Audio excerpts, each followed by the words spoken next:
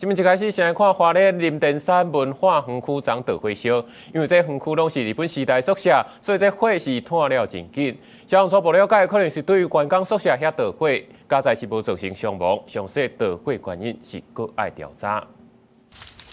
大火直直燒起來，花蓮林田山林業文化園區傳出火災，因為導火的地點攏是柴幫的舊建築，火一個倒起來就袂收煞，直直向後壁也未修好的溫泉宿舍燒去。10月暗時6點多，園區內底新華館後壁聖國的眷屬宿舍那就開始導火，因為建築大多數攏是矽落去起的，而且建築物閣有燒燙，讓火勢在短時間內隨炭去。我們到達現場的時候，在這個前方的一樓的木造已經全面的燃燒，哦，那它是往後面那個整個山坡上的一些木造屋哦，進行那個火的一個燃燒哦，所以它最後把後面的這個空屋全部都燒毀了。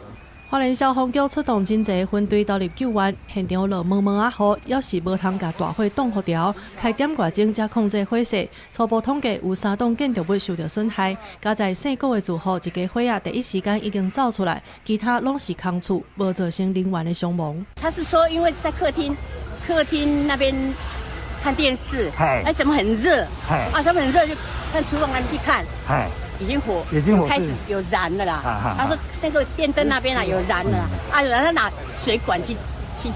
那個。我說你當初沒有拿滅火器。住戶表示，火災那像就是因為電線燒拍電所引起的，也毋過實際原因，還閣需要調查。這片日本時代傳統的宿舍，見證花蓮林業100年的發展歷史，打煞讓大火燒去，珍貴的歷史文化受到損害，也讓地方居民感覺真唔甘。記者綜合報道。